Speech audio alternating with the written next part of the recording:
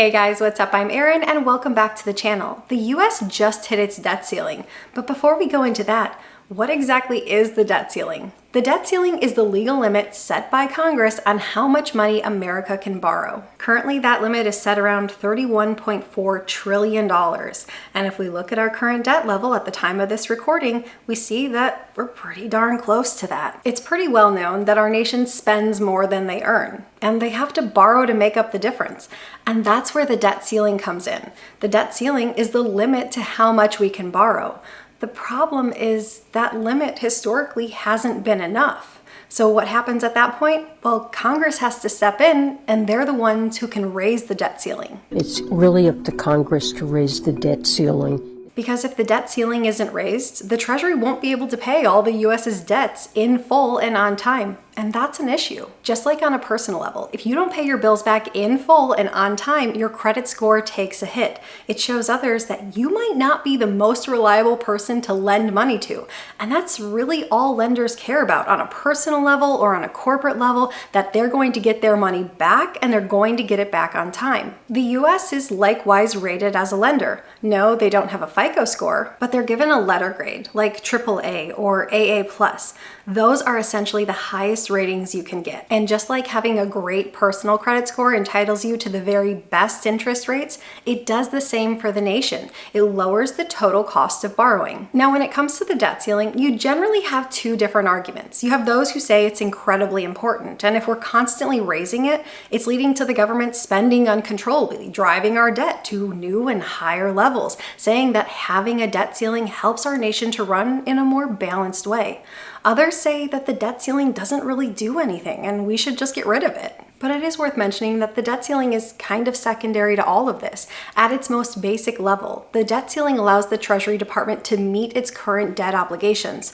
Debts it already owes, debts it's already signed up for. To really address debt levels, it has to be done prior, like way prior, like when the Congress is passing new bills on spending or passing new bills on tax cuts, because those are the moments that are really influencing debt, not months or years later when the debt ceiling conversation comes into play. Think about it on a personal level again.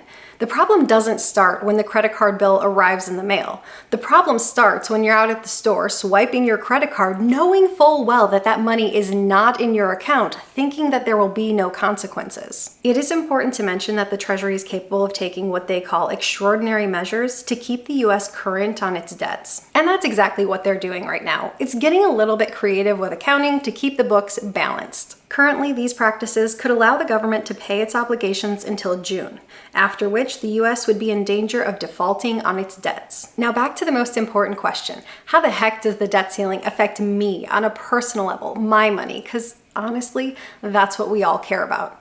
Well, we have to look what happens as the nation gets close to the debt ceiling. Debt instruments from the US Treasury, think I-bonds, E-bonds, T-bills, a lot of these debt instruments that we've talked about this past year because they were offering alluring interest rates are government debts. So the first thought might be, oh my goodness, am I not going to get that money back that I used to buy T-bills or I-bonds? If the government defaults, am I going to lose that money plus the interest I was promised? When we talk about these debt instruments, we generally say that they're essentially risk-free because they are backed by the full faith and the creditworthiness of the US government.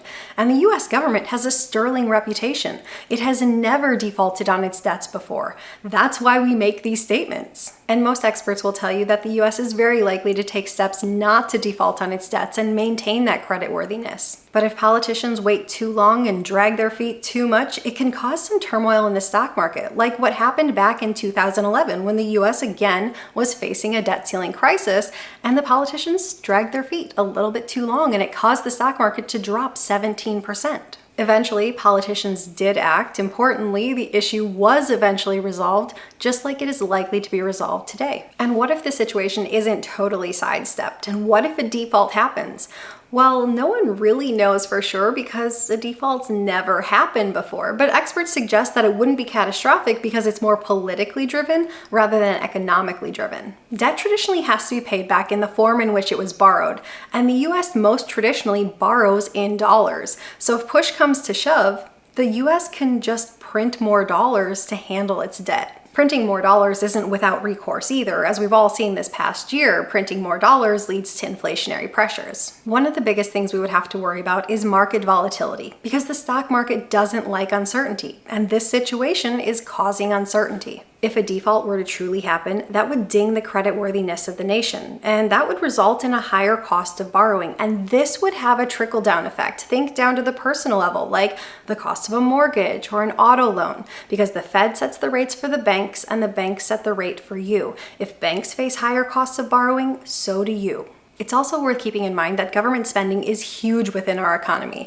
and if the government were to default, we would likely see big cuts in government spending. We already have an economy that's towing the line of a recession, and if the government spends less within an economy, that hurts businesses. Businesses would then have to tighten their belts, and so too would individuals. And if this were to happen, this could be the thing that pushes us into a recession. So at the end of the day, should you be worried? Probably not. The important thing to remember is this isn't uncharted territory. In the past 40 years, the debt ceiling has been raised 45 times. So instead of all these headlines reading debt crisis, instead they could say debt ceiling. Here we go again. But that's not that attention grabbing, I get it. We will likely get a deal, and if we don't, there are things we can do.